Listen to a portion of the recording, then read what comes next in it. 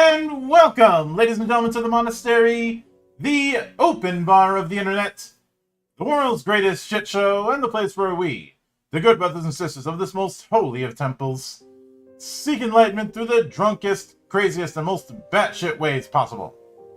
I am your one and only gaming monk, better known as Mildra, and with me, I have a newcomer into the temple, the man of 1,000 JRPGs, and the guy behind the RPG shelf, and most recently, in fact, later on this week at the time we record this, the Master of Ceremonies behind IndieQuest. I'm not sure if that's a proper enough title, but I'll go with it. The one and only Taylor Hoyt. How are we doing today, man? Well, today for you, tonight for me. Yeah, no, doing very well. Yeah, just kind of put the finishing touches on the show and gonna get it uploaded here today, and everyone can start turning on notifications and all that good stuff. So yeah, I'm getting very excited for the show. Mm-hmm. Yep. So, I suppose we'll start with the humble beginnings, in a sense. This is a bit of a tradition around here, aside from the rampant drinking at times. But I'd like to get were you somebody who was a lifelong fan of console RPGs, or did you kind of dip in and out in your early years? Yeah, I mean, I grew up with like a NES, but I mostly played, like platformers and sports games for a while. But then I believe it was when Final Fantasy VII came out. Like most people, I'm sure this is like everyone has a story like this. But my buddy was playing it, and I was like, "What is this game? They've got cube hands. It looks weird." But then he let me borrow it because, back in the day they had multiple discs, and some games still do that. But he was on the next disc. He's like, well, why don't you just try it? Here's disc one. You try it and let me know what you think. And like, my mind was blown, like that you could have this game where you could name the characters and go on like big adventures and explore worlds and have a story. Like I had never really played a game like that before. Mm-hmm. So ever since Final Fantasy VII, like I was just on a never-ending journey to find the next best one. And I started with a good one. It's still one of my favorite games of all time. But yeah, pretty much ever since I've been playing them, and yeah, and now we've got cool opportunities where small one-person teams can make games. So that's why I'm excited to highlight them at IndieQuest. Yeah, and that was the reason why I reached out, since this sort of thing is perfectly fitting within my particular crusade, which is to showcase what's out there in pretty much all forms of entertainment. I channeled the Blues Brothers line of "We're on a mission from Gad." when I had set it up. Aside from the fact that Blues Brothers is one of my favorite movies, but that's neither here nor there. But now, with that in mind, what prompted the creation of IndieQuest? Was it through another direct presentation? Because these have been popping up a lot over the last 4 years. Yeah, definitely. That was kind of the main thing. Obviously, since E3 is officially gone now, Jeff Keighley does this thing, and it's basically replaced it. But I noticed last summer in particular, maybe I was just paying attention more, but there was a lot of smaller showcases, like indie showcases or showcases focusing on like one particular genre. Mm-hmm. And I won't name names. I don't want to throw anyone specifically under the bus, but some of them were like 4 hours long with no production value. It was just straight like, here's 100 trailers with no presentation, no production value. And then I saw the opposite, where they did have a lot of production value, but then like the showcase would have like less than 10,000 views or something. I'm like, wow, that's kind of amazing that they would put that much effort in, but like nobody's watching. So my thought was, all right, let's kind of fix both problems. Let's like do a tight show, and then let's throw some production value behind it. And then obviously there was nothing specifically tailored to indie JRPGs, or even just, JRPGs or console RPGs. And so I kind of just went around for the last year. I just started messaging people. I'm like, hey, next year I'm thinking of doing this. And I just found the coolest, games I could find. And I'm like, hey, I'm doing this show. Would you want to be a part of it? And so slowly the teams have been making new trailers. And I even have one team that is revealing a game that I think people are going to be really surprised with. They're going to know the team, and I think, what it is, they're going to be really surprised, and it'll be really cool to see everyone's reactions for it. But and obviously I just have a big heart for indies as well. Like, they're small and sometimes they have literally no budget, especially marketing. And I've seen teams that have amazing games, but they don't know how to market their games, or they don't have anyone doing it. And I'm like, well, I got a big platform for, with people that like these kinds of games. So, I just wanted to highlight them and do what I could to, give them some shine, and hopefully they can get more people, playing and trying their games. Which I can certainly get, especially since I know that that some pundits have talked up and down about how a video game crash is coming, like the one in the 80s. And I've had to burst the bubble and say that is never happening. At most, you're going to see a crunch. If only because the circumstances for that kind of crash just aren't there. Like, the crash of the 80s was a perfect storm of several different things. But as the tools get more and more accessible, as the barrier to entry lowers, you're going to see more and more people doing indies, and even more folk who already have a professional background jumping onto doing indie work, and having a more reliable, even if it might be smaller comparatively, having a more reliable, more dedicated platform. I think one of the recent cases in point, of course, is going to be Claire Obscure. I know some people are waffling back and forth about whether or not it counts as a JRPG because it's made by a French studio. Which, to that I say, Magna Carta was made by a Korean studio. We talked about that before it went live. So, I remember putting up a challenge saying, if we're really going to insist that it has to be Japanese, as I said this when it came to that Corey X Kenshin guy making his own manga. Alright, fine. If that's the argument we're going to make, then nobody outside of France should refer to their film project as a film noir project.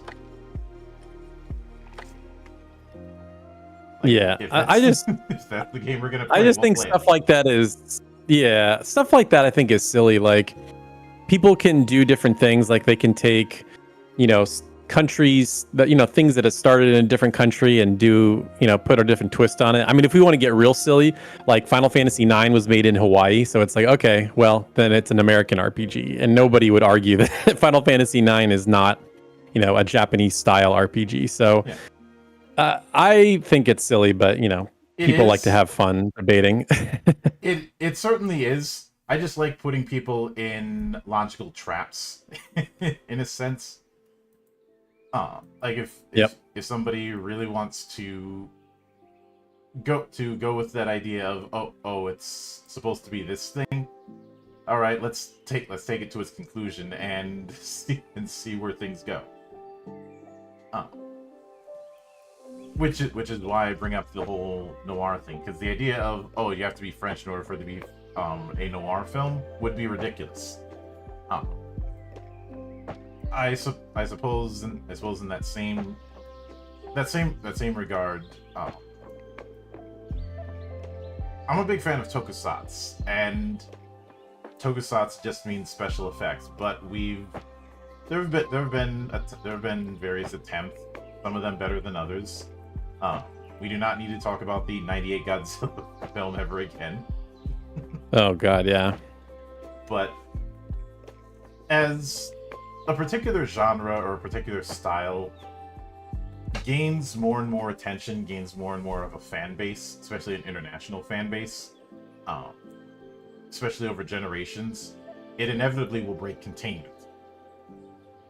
And I would say we've seen that. I would say we've seen that kind of thing for decades now. It's just as we've gotten better and better at catching these things, it's become easier to do so. There are two early examples I can think of the whole very much drawing upon console RPGs, even if they didn't say it. And that was Subterra Core, which I already talked about. That came out in '97 on the PC.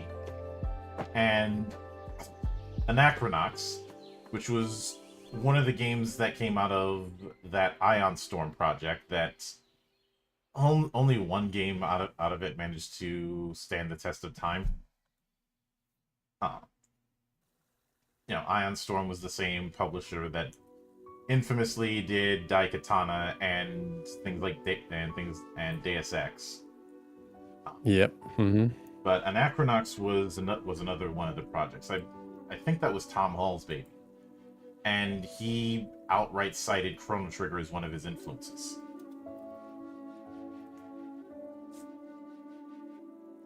Very cool. Yeah, I mean, it's almost like a joke. Like I was talking behind the scenes because I'm gonna have some YouTube creators present some of the games, and they're all joking like, "Oh yeah, it's inspired by Chrono Trigger." Like that's sort of the meme when it comes to like indie JRPGs. Like all of them are inspired by Chrono Trigger, even if they're not. But just because it's turn-based and has pixel art, that must mean it's inspired by Chrono Trigger.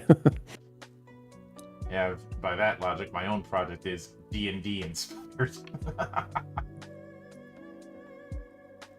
But I suppose another example I can put into this is, are you familiar with Child of Light? Oh yeah, by Ubisoft. Yeah. Mm-hmm. Well, by a branch of Ubisoft, I wouldn't be surprised if the people involved with that jumped ship by this point. Mostly because Ubisoft wants to be Ubisoft. Because no one and may have even worked on Player Obscure, because a lot of those guys were former Ubisoft employees. Yeah.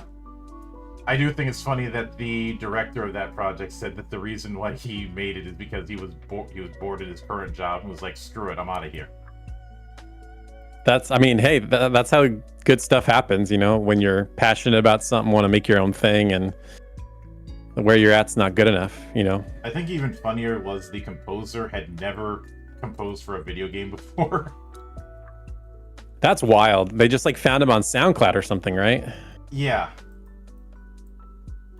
I don't know if it was SoundCloud or Bandcamp or whatnot, but he had done music. He just never did a full-on video game composition, which is going to be a different beast simply because of the fact that a composition for a video game is going to require a lot more content. Oh yeah. I know there's only a dozen or 24 tracks when you get the soundtrack, but if you actually crack open the audio files for a given game, there's a lot more music to go around. And it's very different because it has to be like loopable and something that's not going to get annoying. Because if you hear that same battle theme over and over, you gotta make it interesting. But honestly, like that's so impressive. That's probably going to win soundtrack of the year, or it's going to be one of the top soundtracks of the year. Yeah. It's just really incredible. Then he just dropped the whole soundtrack up on YouTube with absolutely no explanation or elaboration given, just because he felt like doing it. Which I'd say that's quite a flex. Oh yeah. I mean, he's going to be, I'm sure people are already knocking on his door like, hey, can you compose our next game? Like that guy's going to get work. Yeah. But I think another thing when it comes to like doing video game soundtracking is some composers like to layer their tracks where they'll put one branch of audio and then a variant of it on top of it in literal layers. I have noticed that this is not really as much of a thing I see in Japan as much. There's a few games I've seen that do it, but not as many. I remember listening to an interview with Mick Gordon when he talked about soundtracking. He said he doesn't like that because it's just putting noise on top of noise. Yeah, I know Uematsu does that a lot. The guy who did most of the Final Fantasy music. Like if you listen, like there's so many different pieces that go into his music for sure. Yeah. Admittedly, if I ever get the chance to speak with him, which is highly unlikely since I'm not a composer, I'd probably end up asking him the origin of the Crystal theme. If only because I've seen some very strange and very interesting origin stories for certain iconic arrangements. Like the Terminator theme was just the result of the composer banging banging kitchen utensils. I'm not kidding. Yeah, weird stuff like that just comes about. Then again, that whole movie was built off of a literal fever dream. But I will something that I do find a bit amusing is I run this parallel to the resurgence of old school FPS that we've had over the last let's say 7 years, maybe 8, give or take. That are very much doing throwbacks to the shooters of the 90s. But a lot of them but in both cases I think we're starting to get past the notion of just being a throwback. Like, there's a lot of games that will bill themselves as a throwback to the classics, but I feel like we're seeing more and more that are using that as the starting point for their own identity. Yeah, like there's that, what do they call them, boomer shooters, right? Like there's the Warhammer Bolt Gun, I know, is one of those. There's more. That's just totally not my genre, but that I know I've seen that come across my feed a time or two. I'm mostly bringing that up to establish a kind of parallel. For the longest time with a lot of indie console RPGs, the pitch was being a throwback to console RPGs of the 8-bit, but mostly the 16-bit generation.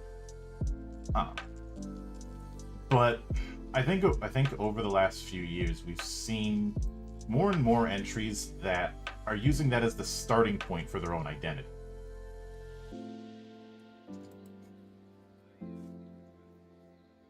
Yeah, and then they kind of do their own thing. Like that's kind of what I liked about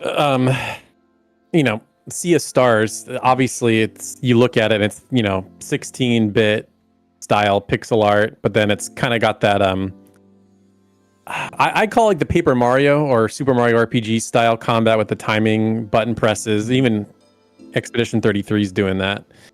But I mean, I think you're right. I mean, I think that's where it all goes, right? Everybody, you're lying if you're not inspired by something, right? Like if you wanted to make a game like this, then you have to have played something before it. And so, yeah, everyone's got their own inspirations, and then they put their own twist on it. And sometimes it's more blatant than others, and sometimes it becomes really unique. I just think that's why Claire Obscure, for example, is like resonated with so many people, because there's so many things that are very clearly inspired by other games, but they took it and they ran with it and they did their own unique thing with it. And it's so rare to see something that creative, that well done, that unique these days. So I think it's just a testament to their creativity and just want to do something different. Yeah, and I think a lot of it comes from just time and people being more comfortable with the tool set. Because I remember somebody making the remark of why didn't Square try and make a battle system like Chrono Trigger ever again? And the reasoning was actually quite simple, and it was given out very simply.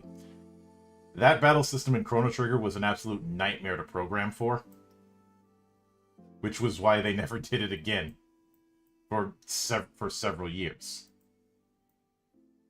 And the main thing being like you don't swirl into a battle arena, like it just takes place on the field, that aspect. That, and having to account for all of the positioning setups in that kind of battle system, and all the variations when you deal with, because you're still doing field encounters, and then having to shift, even if you're not shifting to a dedicated battle screen. So all those different variables you have to account for, and coding, as a general rule, ends up feeling like disassembling a bomb at times. One little thing out of alignment and the whole thing goes crashing down. Oh, it's crazy. Yeah, I haven't talked about this much on my channel, but I worked at a game developer for 4 years, and nothing anybody would know, but it's yeah, man, unless you've worked on a game, you have no idea how challenging it is. Like the term I can't stand is when people say game developers are lazy. It's like you have no idea what you're talking about when you say that, because there's so, like you said, there's so many little pieces that go into just putting a level together or just making a game work. And because it's, you're taking the visual part, you're taking the programming part, you're taking the design part. It just all has to come together in this like magical way. But yeah, no, you're totally right. Like if any one little thing doesn't work, then the whole thing falls apart. I saw a really funny clip from an indie dev. I couldn't even tell you the name of the game on Twitter the other day. And he's like, oh, I got a fun, like he had a funny, bug where it looked like a portal into like a negative dimension had appeared in his game, and I thought that was like an aspect of the game, but it was just some weird visual bug that popped up for some reason. So you just have no clue what's going to happen sometimes in game development. I think one of the things that ended up humbling me about it was seeing the documentary on Halo 2 all those years ago, and how chaotic of a situation that was. One that admittedly to a certain extent was Bungie's own fault. They definitely bit off more than they could chew at first, and had to blow the whole thing up midway through because of the fact that they realized we had bit off more than we could chew, and could not deliver on some of the things that were stated. And I'd say another case of that sort of humbling is, are you familiar with the corrupted blood incident in World of Warcraft? Yes. Is that where there was a disease that was going around, and then they brought it to like Ironforge, and then it infected everybody, and then the NPCs were dying, and something to that effect, right? Yeah. The short version is that there was a late game raid that had a raid boss that inflicted a debuff called Corrupted Blood. It would drain HP, and you could pass it along to anybody whose model you passed by while you had it. But because of one little oversight, pets that hunters had could get it, and one of them took it out of that raid instance, and that's when all hell broke loose. NPCs didn't die from it, but they kept carrying it because they have infinite HP, so anybody who interacted with an NPC would get it. And all of this That's over so funny. one tiny oversight. And even what did they end up doing to fix that? I forget what happened, because I remember I played during that period, but I don't remember how it got fixed. Several very extensive server resets, having to go offline and back online multiple times, including just going and then just taking things offline to go right into the code to try and directly fix the thing, because it kept cropping back up until they realized it was a pet problem and managed to solve the thing. The aftermath of it was used by epidemiologists to see how people would react to an outbreak. A bit of foreshadowing, if you ask me. But that I'm not saying that every one little oversight is bad. Sometimes it results in infamous exploits. You and I have played Tactics, no doubt, so you're no doubt familiar with the item duplication glitch. Oh yeah. Or if you played Smash Brothers Brawl Melee back in the day, the whole wave dashing thing. Yeah, that wasn't like an intended mechanic, but people just figured it out. Yeah. Hell, the combo system in Street Fighter 2 was a complete accident. I think that's sort of the magical thing about games, where, stuff that's not intended, people just use. Like I used to speedrun Ys 8, and there's this mechanic where you switch characters, and somebody figured out that if you I don't even remember exactly what the setup is, but basically in the mud you can't jump very high. But people figured out if you map multiple buttons or multiple actions to the same buttons and then you jump over the mud, it basically makes you fly infinitely. So people found a way to like fly and then you can just skip levels. And obviously that's not intended. Yeah. But it's just fun when people find stuff like that. Pretty much. And I'd imagine with some roguelikes, when people have found exploits, the smart thing to do from devs is, unless it's really interfering, to just leave it be. I remember a meme showing up of the two different types of approach to game balance. One of it is, we want you to have some fun, we don't want you to get creative but not go too far. And then the other is, break the game. I dare you, I double dare you, break the damn game.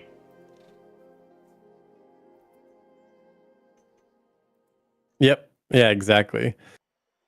Just go nuts. Like, I would almost do that on purpose. Like, if I was making a game, I would be like, okay, give it to speedrunners, or because like I don't know how they figure some of that stuff out. You know, it's just like, okay, let's bring some speedrunners in.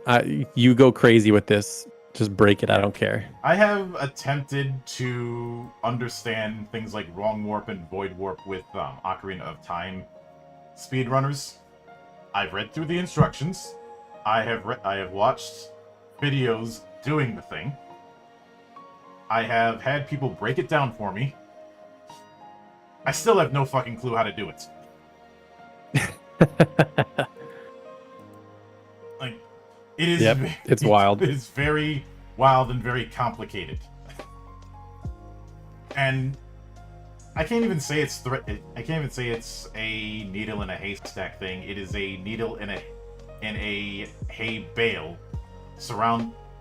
right in the middle of a barge full of hay bales.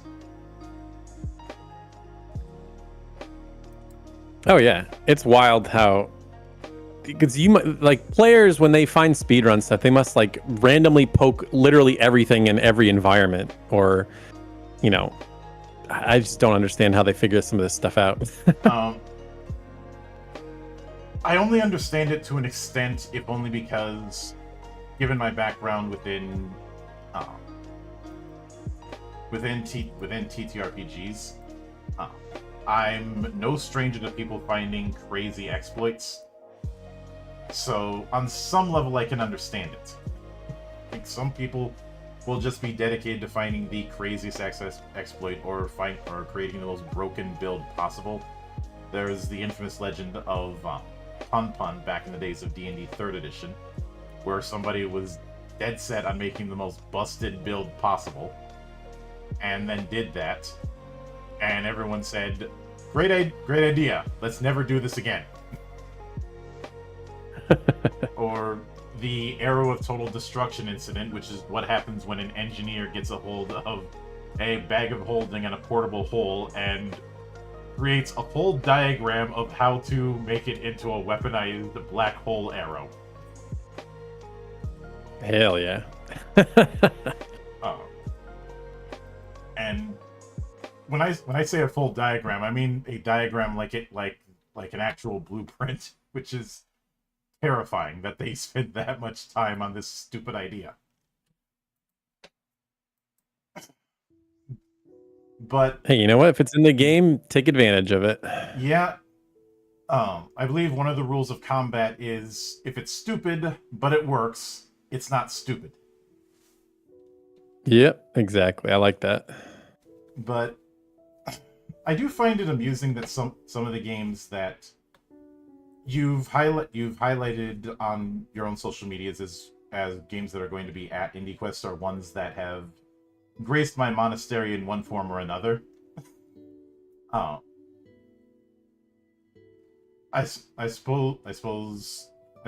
think one example I can think of that's a pretty unorthodox one is The Time I Have Left. I remember covering the demo when that was on Kickstarter, and it is definitely a unorthodox affair because of the fact that it's not focused on combat in the same way. but rather Yeah, it's almost an time. adventure game in some ways. I could see it as that. And I'd also be remiss if I didn't point out that there's certainly been a lot of turn-based, a lot of real-time, and a lot of tactics games. And was a focus on variety going to be one of the things that you had planned? Like, you didn't want to just cover turn-based throwbacks for this event? Yes, it's funny that you say that, because so I've watched the show all the way through, I think about 4 times now, just for that purpose of like, let's space out games so it's not all pixel art turn-based games back to back to back to back. So there are lots of games, like you said, the time I have left, that is very unique, not only visually but like gameplay wise. There's quite a variety. I mean, most of them are turn-based, but there's quite a few strategy RPGs. There's quite a few action games. There's lots of games that use 3D art styles. Some that use I don't know how to describe it. I guess I would say like just 2D. It's not pixel art, but it's not 3D. I don't know. You have to watch to understand what I'm saying. But yeah, I mean, HD approach. There's some of that, but some of it is straight up just like it's just 2D, but it's not pixel. So I don't really know how to describe it, but there's a couple games like that. Yeah. But honestly, at first it was literally just like, let me pick games that I think look cool. And then as the show was taking shape and everyone was agreeing to be in the show, I tried to get like some variety. I'm like, okay, there's a lot of turn-based stuff. Let me go hunting for some action. So there's, enough variety. But, I think the nostalgia of this genre really goes back to that 16-bit era. So a lot of people making games are going to want to make games that they played growing up. So I would say quite a few are pixel art and turn-based, but there's a lot that aren't. So I like to think that people are going to be pleasantly surprised, and because I even saw like I there was a lot of articles written and people were making posts. Like I saw one comment that said something like, "Oh, I can't wait for the 3 Earthbound clones and the 6 Final Fantasy 6 clones." That kind of cynicism, and to those people, I say, fuck them. Yeah, exactly. Yeah, and then so I'm like, oh well, I'm going to be very happy to disappoint you, I guess, because there's so many games that are just, there are those. I mean, I won't lie. There's some that are very clearly that, but there's a lot that are not, and they're just doing their own unique thing. I call that kind of thinking performative cynicism, because yes, I get it. When it comes to the bigger names in the industry, they've been doing a whole lot of disappointments. I get that, but there's a I do a stream every few months, and I'm probably going to do it again next month, given all the different showcases, including this one, that have dropped, called The Hangover Shit Show. It's usually focused just on trailers after a major show or event, or sometimes multiple ones at once. Like that time last year where there were like 5 or 6 different showcase events in the span of a week. But yeah, one of the things that I routinely call out at the start of that show is this notion of, oh, nobody's making any good games except for the occasional indie. I think we've reached a point where you can no longer say it's occasional. It is only occasional if you have tunnel vision or rose-tinted glasses at this stage, because it's not being honest. So this idea of I'm looking forward to the next Earthbound clone or something like that. First off, if you're using clone as part of your argument, you've already lost. Because even though the games that you are going to be showcasing are heavily inspired by Earthbound, I'd hesitate to say that they are going to be playing exactly like that. They are going to have their own identity. Otherwise, you wouldn't have reached out. Yep. No, exactly. And I think, yeah, I think people just, like you said, it's very performative. They're like, they want to be professionally offended. Like one guy, I almost don't want to give him oxygen, but one guy that just annoys the hell out of me is this guy Grums. He's like professionally hating on everything. And it's just like, do you even like video games? Like, are you just out here to like dunk on everything? So it's like, if you're coming into this already prepared to be cynical, then it's like, all right, well, then you're not going to enjoy it. But there are people that are not like that, obviously. And so, it's just like, come in, you're going to find, my hope is that when people watch the show, they're going to find 3 to 5 games that they had never heard of before that they're excited to play. And, I've shown the full list of games to like fellow YouTubers, to other teams in the show, and very few people know even half the games. So to me, that's exciting that, I'm exposing a lot of people to games that they don't know anything about. So that's the really exciting part about this, that I hope, people find something they never heard of before and they get excited to play it. Yeah, and Lord knows I've been in a similar camp. Although on New Year's Day, I ended up making a video where I questioned if a lot of pundits even enjoyed games, or if they were, to use an old. Have you ever heard the analogy of the dog sitting on a nail? No. This is an old fable, an old, I guess, wives' tale of somebody going up to a general store, and they see a dog on the porch howling. He goes up to the guy behind the counter who runs the store, and it's like, why is that dog howling? It's like, he's howling because he's sitting on an exposed nail and it hurts. It's like, well, why doesn't he move?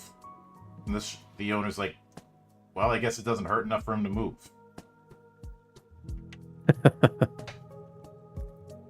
That's what always comes to mind with that sort of thinking. It's funny you mention it's funny you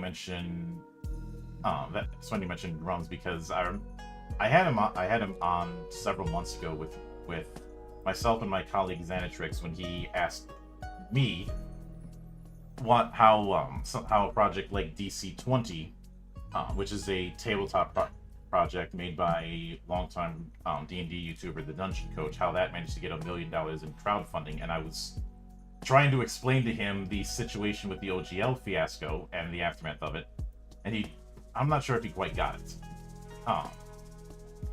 But what I'm seeing across the board when it comes to gaming is a diversification, much like what I saw in the TTRPG scene in the 90s and early 2000s, where in the mid 90s TSR went bankrupt.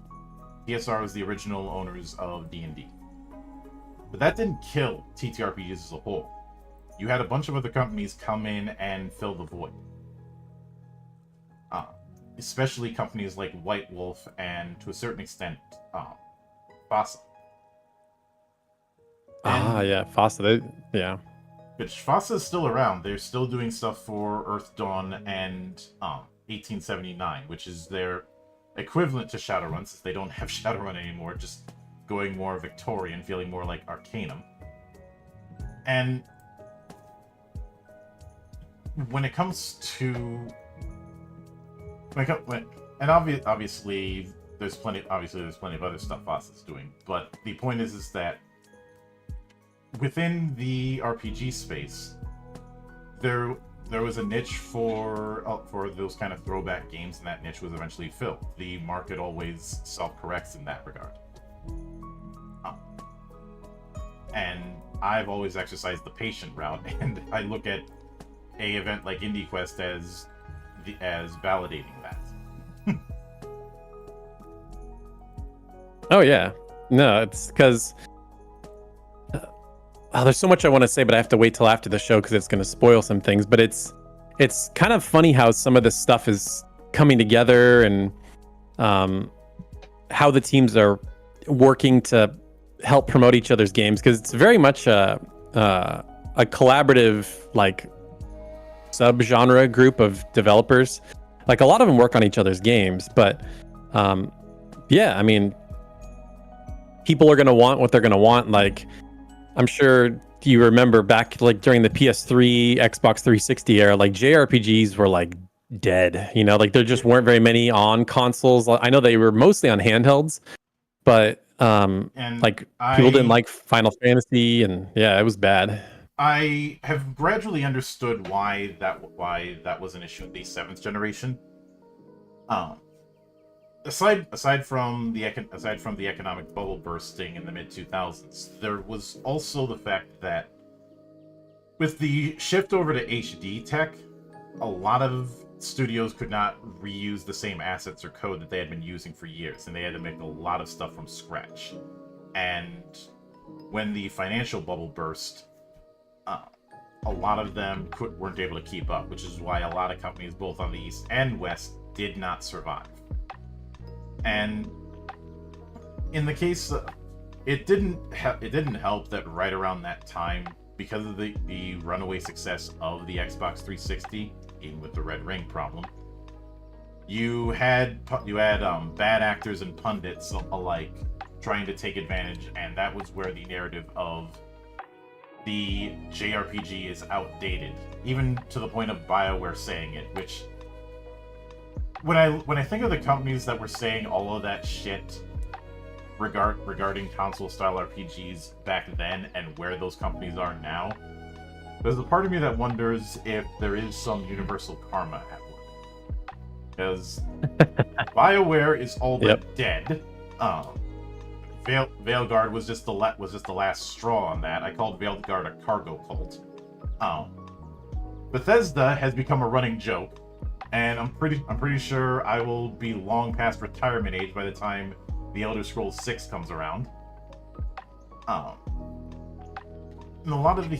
And those are the most successful of that batch that was talking a lot of trash.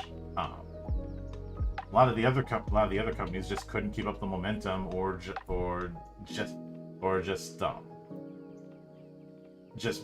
flamed out for other reasons.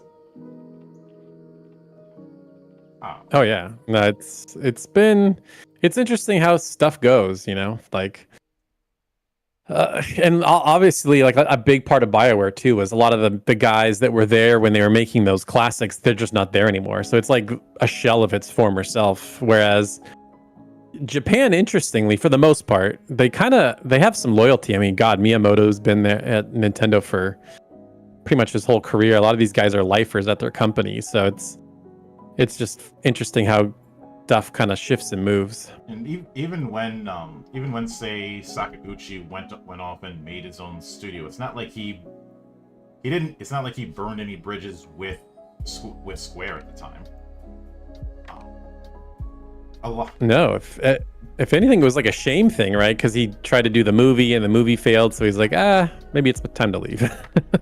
Yeah, and he had already built up a few people to kind of succeed him. And one thing that I discovered when I was doing research was he had told the likes of Nomura and Ito, who's kind of an unsung hero with Final Fantasy, and the like, that he didn't think Final Fantasy needed to limit itself to just RPGs. And a bit of context for that is the fact that he fought his higher-ups to get Final Fantasy XI to actually have the Roman numeral namesake. Yeah. But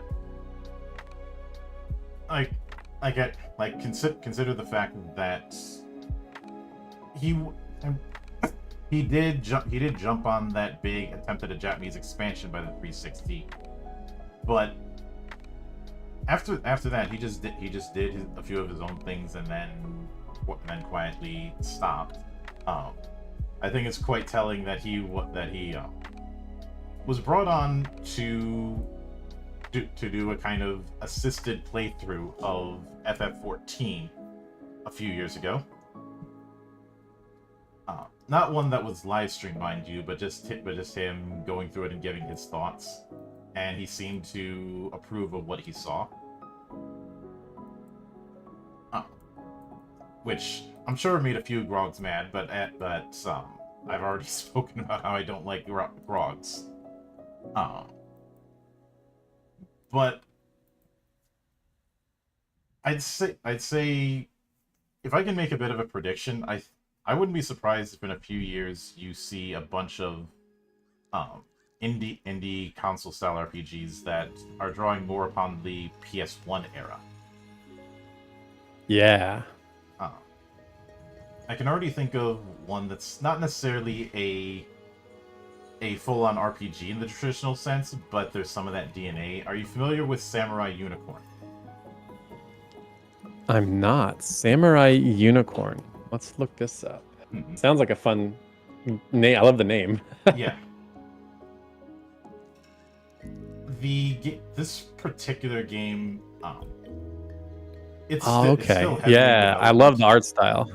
But it's very clear that it's drawing upon that PS1 chunkiness, and to a certain extent seems to have some of the DNA of Parasite Eve. Totally. Oh yeah, I definitely get Parasite Eve vibes looking at this. And you know, there was one stealth game that came out last year that was very, very clearly drawing inspiration from the original Metal Gear Solid. Yeah, and then this is like probably very early PS1 style, but there was that game Crow Country that's kind of like a survival horror game that's obviously got that kind of style too. Yeah, it's got the DNA of the original Resident Evil. Oh yeah. And I do think that kind of thing is going to happen with RPGs in due time, if it hasn't happened already. And oh yeah, I hope so. But I love that style, the pre-rendered backgrounds, that like chunky polygon look. Like I personally love it. Like Mega Man Legends, I think that game visually still holds up really, really well. So I would love if more games do that. I do recall seeing a project in development that was very much drawing upon Mega Man Legends. The name, unfortunately, currently escapes me. I'm pretty sure I'll find out what it was after the show, because that's how these things work. But, you know, I've seen people talk about how they wish that they could go back to the old days where things were more experimental. Things are plenty experimental now.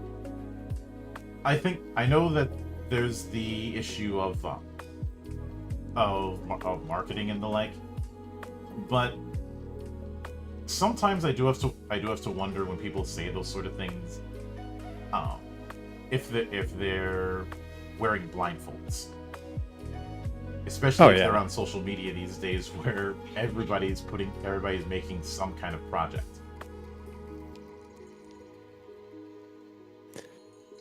Yeah, no, for sure. It's like if there's like something like a throwback to something you liked when you were younger, there's somebody's making it. Yeah. You're just not looking hard enough. And given how easy it is to look up these kind of things, and the fact that I foresee more and more of these indie dev showcases in the coming years, I feel like it's going to be harder and harder for people to make that claim, which was always my goal, to just drown everyone in promising indie games that you can't make that argument anymore. Oh yeah, not at all. And I'd say when you have that kind of thing, it also forces the higher ups to catch up or fall into the excuse holes. And there's two response examples I can think of when it comes to this sort of thing. You know, when Baldur's Gate 3 did its full release, you had some devs saying, "Oh, this is going to set unreasonable expectations." And my response was, "Step your game up." if you want to get that kind of attention, put something out as good. Well, not as good. Oh yeah. But, you know, there's a, if you want to beat them at their own game, for lack of a better term. And on the other end, I seriously doubt that I would be getting a new Heroes of Might and Magic in the year of Merciful Buddha 2025 if Songs of Conquest wasn't such a runaway success.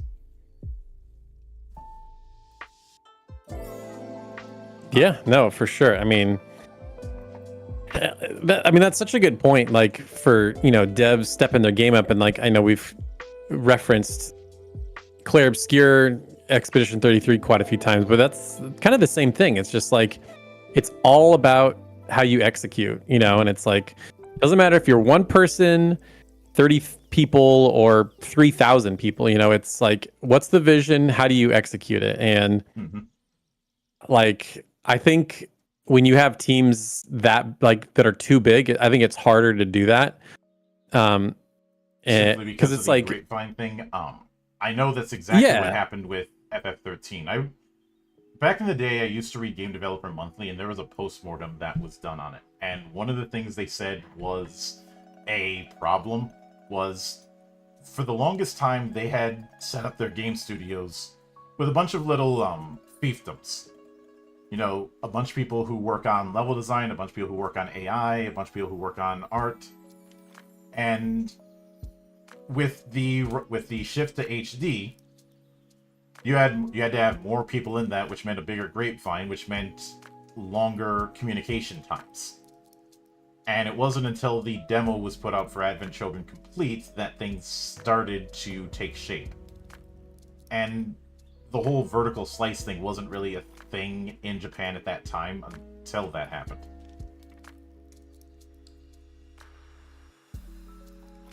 Interesting. Yeah, I mean, definitely a learning process for sure, especially leading up to 15, because that was in development for so long, but they seem to have kind of figured it out.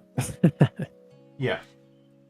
And that's also why I say that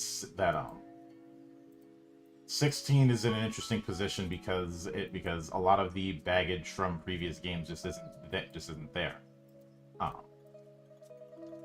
Even with what we got with 15, there's still the fact that it was changed quite a bit from the original Fabula Nova Crystallis project.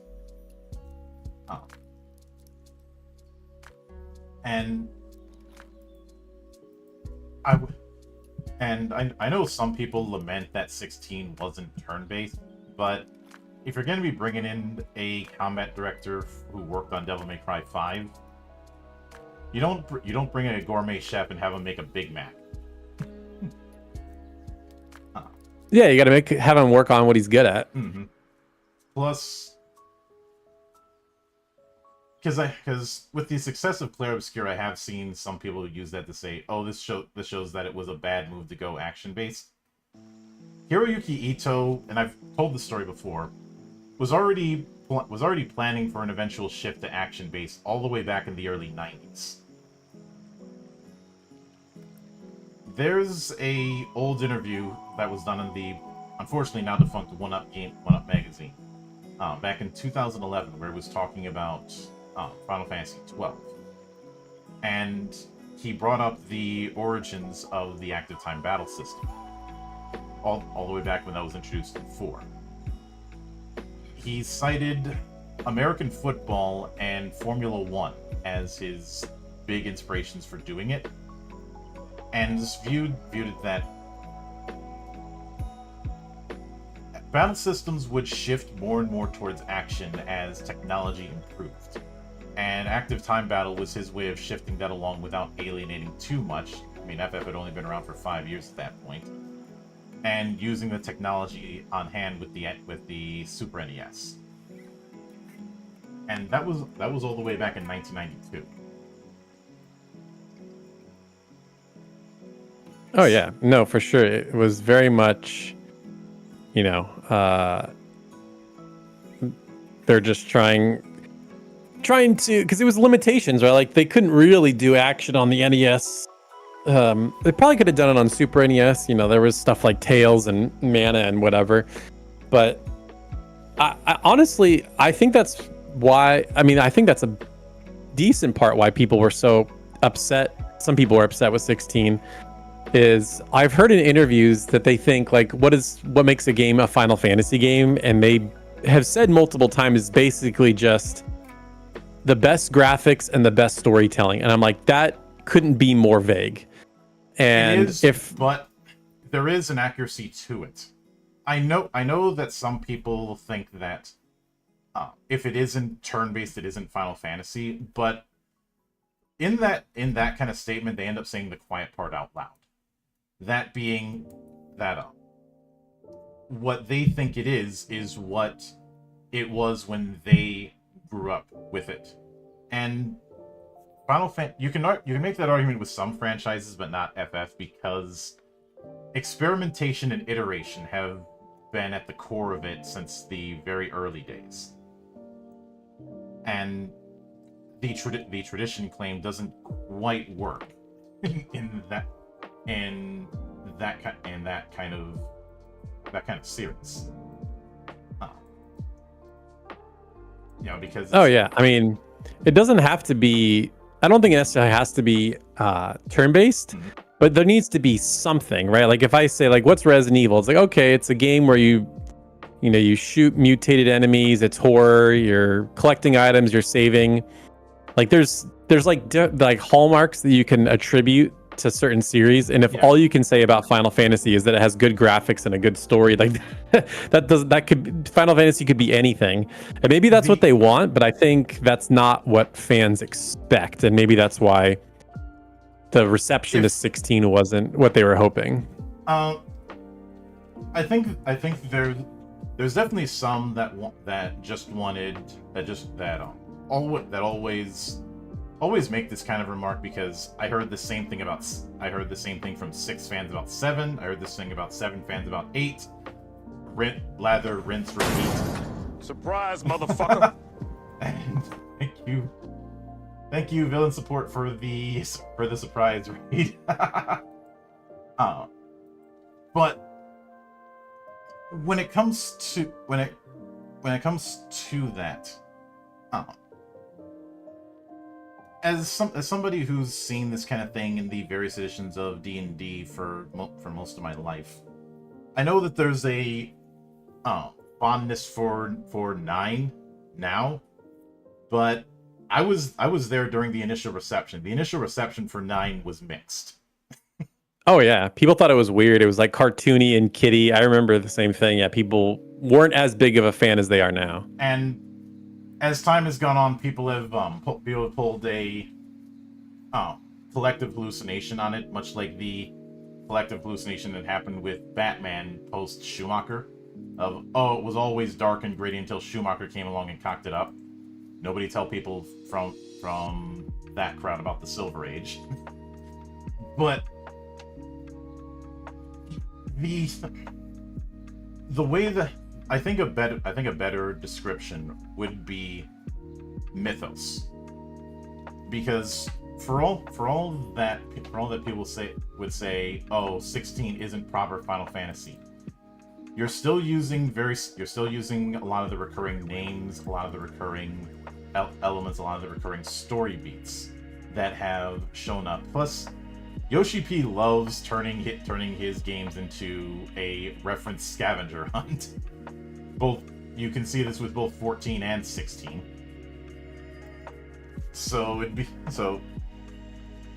Admittedly that particular line isn't the best, but I do think people who insist that 16 isn't Final Fantasy are being a bit disingenuous. It's definitely, I mean, it's got elements, for sure. I mean, we got Moogles, we got all our summons, the crystals.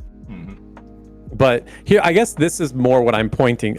Somebody said this, and I think this is a really good way to kind of tie together what I'm saying, but it's like if you're a fan of Final Fantasy 16, you're like, man, I can't wait to play the other Final Fantasies because I love this so much. There's no other game in the series that plays like it.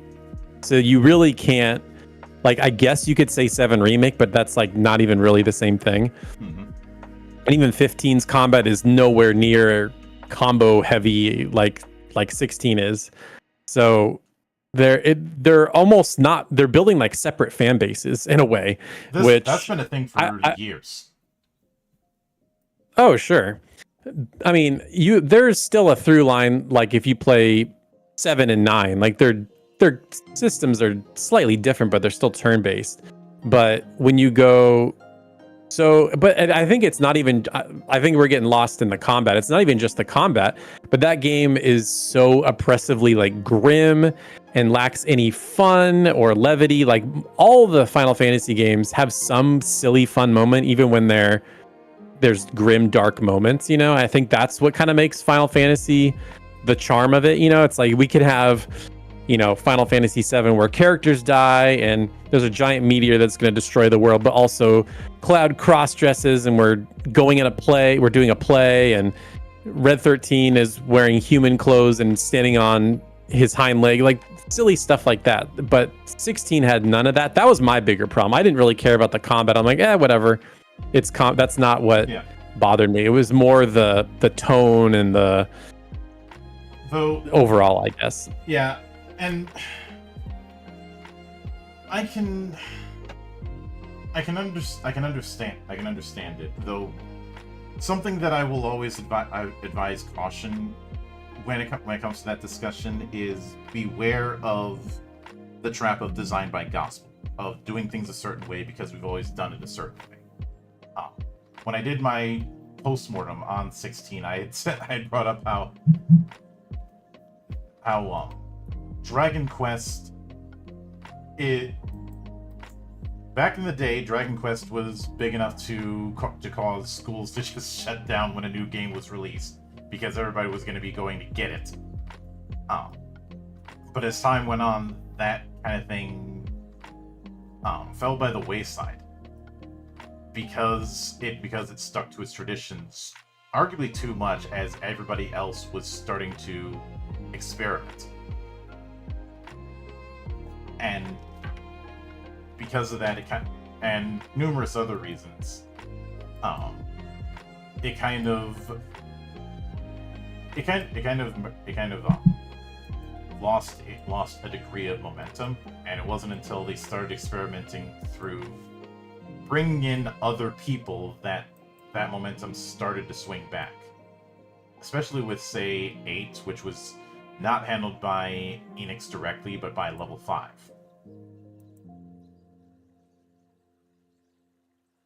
Yeah, for Dragon Quest, yeah. Mm-hmm. And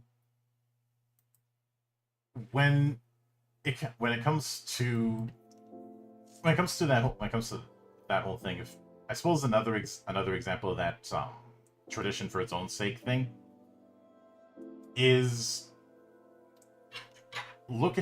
I know this is a bit outside of your genre, but look at the state of things with sim racing.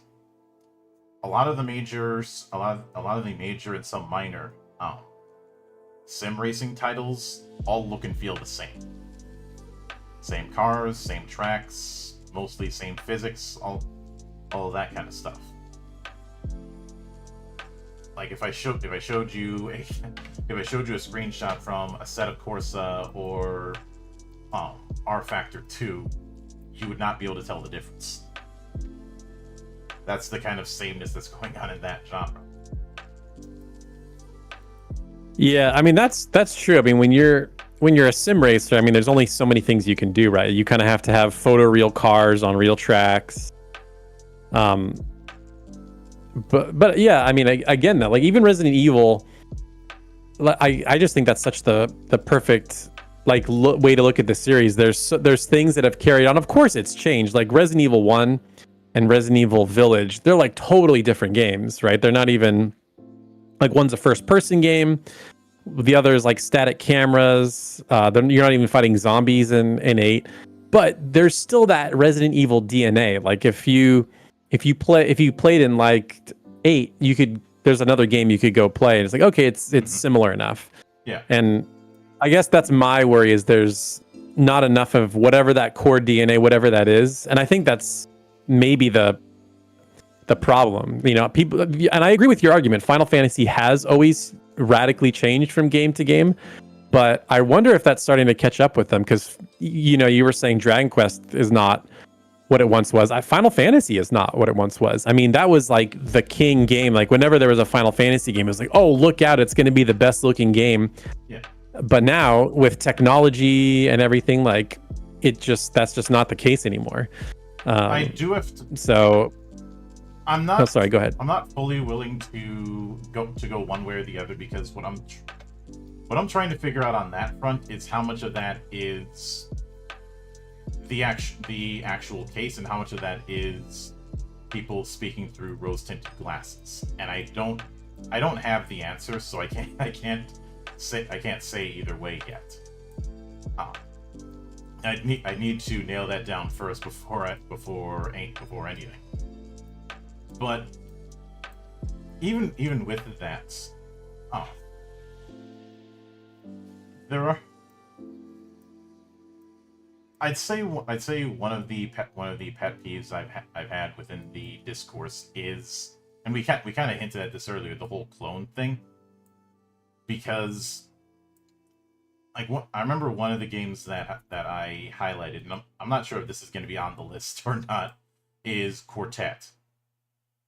Quartet very much has a lot of DNA from, I would say the Saga games and Live Alive, which I think people underestimate how influential Live Alive was. It's only now gotten the attention it deserved after years of being my white whale.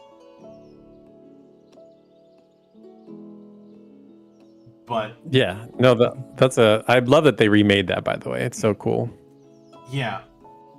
So for the longest time, Live Alive was that game that a lot of people who made other games got their start in, but we never got it stateside for various reasons.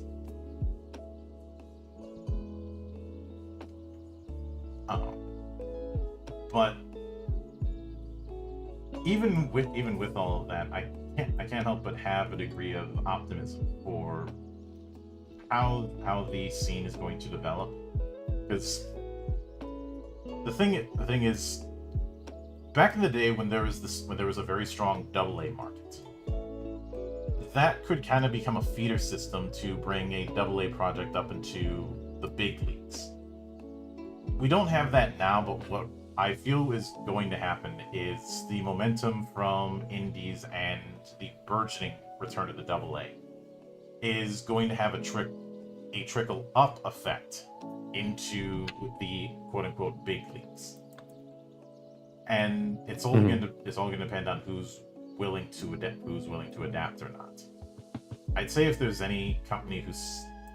two companies who seem to be on the ball with this, oddly enough, it's companies like Sega, Capcom, and Koei Tecmo, because they've taken the approach of giving promising indie studios their IPs. We haven't seen that in RPGs yet, but if some indie studio gets a hold of Shining Force, I want you all to know I fucking called it. Huh. I know that would be awesome. I know that seems far-fetched, but consider this. Ninja Gaiden Ragebound is on the way, and that is developed by the Game Kitchen, the developers of the Blasphemous games. We are getting a new Shinobi in the works, and that is being done by the same team that did Streets of Rage 4.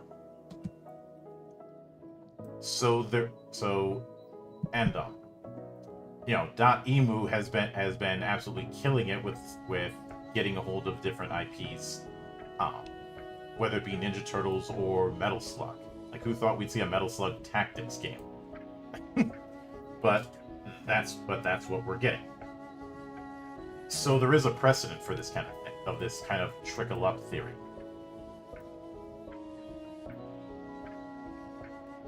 Oh yeah, no, I think it would be super cool if, because there's so many like dormant IPs that some of these, companies could hand off to smaller indie teams. Like I think of like, I know they have Phantasy Star Online 2 or whatever it's called, the new Genesis, but like just an OG Phantasy Star, like give that to one of these teams. Like I think that would be a killer idea. Given how Sega has been going on this initiative to try and revive a lot of their classic IPs over the last year, I'm not saying that's off the table, but I wouldn't discount it, especially given how Alligator Alley, who is a TTRPG studio, is doing a Phantasy Star TTRPG. Admittedly, it's using 5e as a base, which is kind of disappointing. But on the other hand, I mentioned before the whole thing with Might and Magic. Well, that's getting a TTRPG at the same time. So there's a non-zero possibility at the very least if past patterns are anything to go by.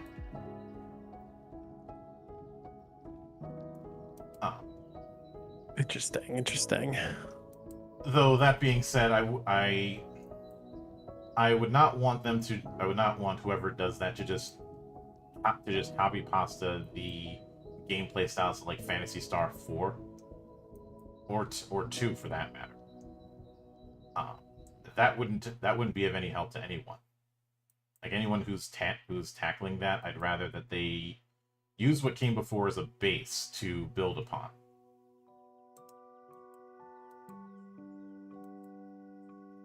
Because that's kind of what we've been seeing within the indie space.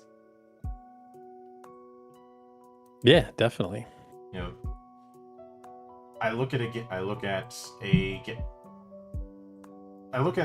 certain games within the space. I already mentioned Quartet and how it's drawing upon the Saga series, but it's also doing its own thing. I won't. Surprise, motherfucker! I won't say the Saga series in particular, but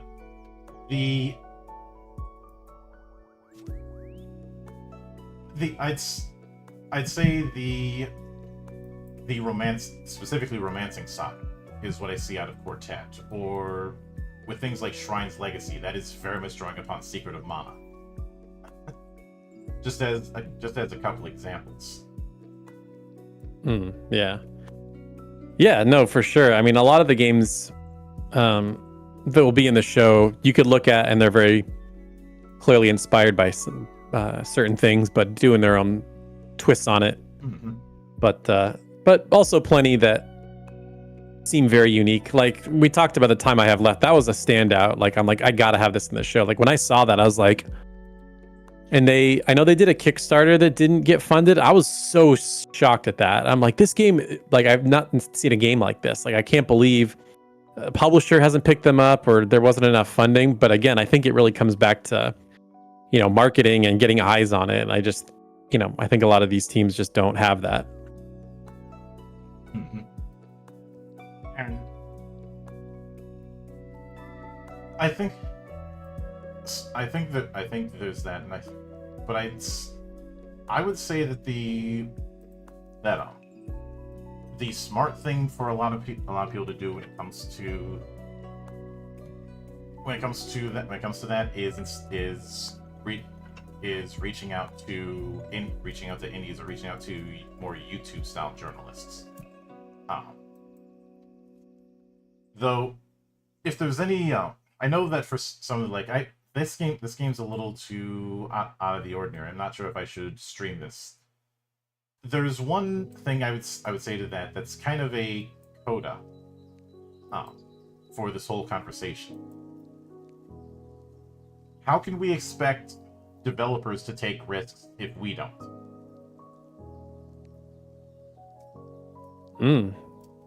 That's interesting. Like, is in terms of like what to cover or what to do with our content.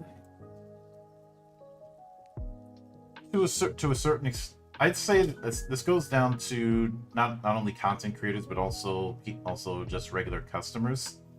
I guess I see people lamenting about how companies need to take risks and stop playing it safe. But at the same time, they end up buying safe bets themselves. So Oh yeah. That's No, I mean, that's kind of gotta. Yeah, no, 100%. Sometimes you just gotta grab stuff and then, you find a hidden gem. Like one of my favorite videos I've ever done was I just went on Steam and I picked I think it was like 5 or 7 indie games that never heard of before, but kind of looked cool and they didn't have a lot of reviews. And like some of them were like, all right, well, there's a reason why there's no reviews. But then some of them I was like, I can't believe more people haven't played this. This is like incredible. There was a game, one of those games, I could be wrong on the name, but I believe it was called Mr. Saito. And it's like this, I'm going to look it up just to make sure I have the name right.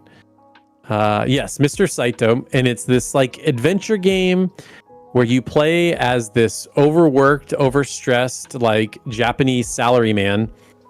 And he falls asleep and then it becomes this weird fever dream where you like play as a llama, and it sounds ridiculous, but it's like I've never been so emotionally attached to a set of characters in this game. And it's really just about like how precious life can be is kind of the ultimate meaning behind it. But it was just such a heartwarming story, and it's very short. It's like 2 or 3 hours, but sometimes it's so fun to do that. Just like, all right, I'm gonna just randomly go to Steam and pick a bunch of random games and see if I come across a gem. And yeah, sometimes I agree. It's worth doing that. That's totally, because you never know what you're gonna find. Are you familiar with a YouTuber called Iron Pineapple? Yes, that video was directly inspired by Iron Pineapple. In fact, I think the video originally was called like, I played 7 JRPGs you've never heard of before instead of Souls-likes. And people in the comments were even like, oh, this looks like Iron Pineapple's video. And I'm like, yep, that was the inspiration. So yeah, we were just talking about inspiration. So I took inspiration from him. I want to do another one of those because that was so fun. Yeah. And people seem to like it. But yeah, definitely. Yeah, on occasion I will do demo grab bag nights on this channel. Just grabbing a few and seeing where I go from there. That was how I came across the Age of Arcania, which very much feels like it has the DNA of SNES era Zelda, with a big emphasis on controlling 2 characters. Oh, okay. And then there's been stuff like Acts of Blood, which it made sense when I found out that the devs behind that were heavily inspired by The Raid. It definitely has that vibe. Or things like I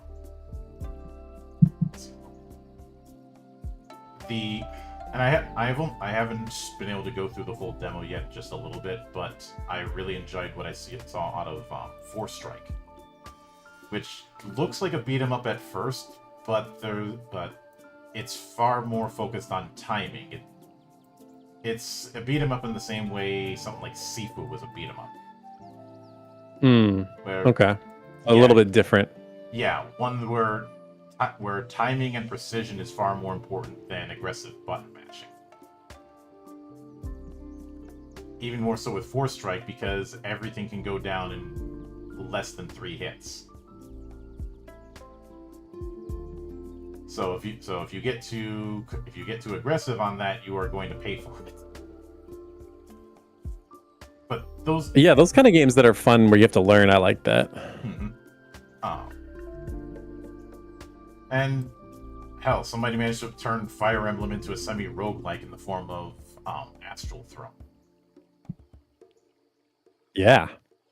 So there's a lot of stuff out there, and for somebody like me who likes to explore these kind of things, it is like every day is Christmas.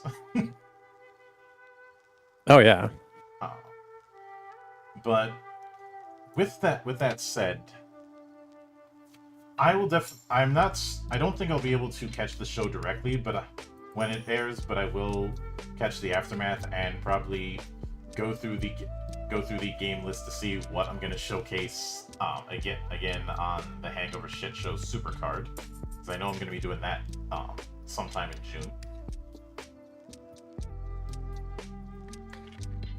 Yeah, there'll be a VOD. You can watch it after the fact. And I haven't put this up just yet, but after the stream goes live, I want to make a Steam store page. So for anyone that's like, oh, I just want all the games that were on the show on one place so I can, wish list them all. I'm gonna put that together. So for anyone that's curious about that, I'll do my best to have that ready. Oh yeah, but with that said, I do want to sincerely thank you for taking the time out of your schedule and braving time zone hell to come all the way to my monastery. And yeah, thank you for having me on. And anytime you see fit to return, the door is always open. As I often say around here, drinking is not mandatory, but it is encouraged. Always makes things a little more interesting. And of course, a sincere thanks goes out to everyone who took the time out of their schedule to come onto the show and enjoy the madness. Surprise, motherfucker. And there will be plenty more where that came from, as there always is here, on the open bar of the internet. But until then, on behalf of the good brothers present and not present, my name is Mildra, I am your gaming monk. Stay fucking frosty, everybody.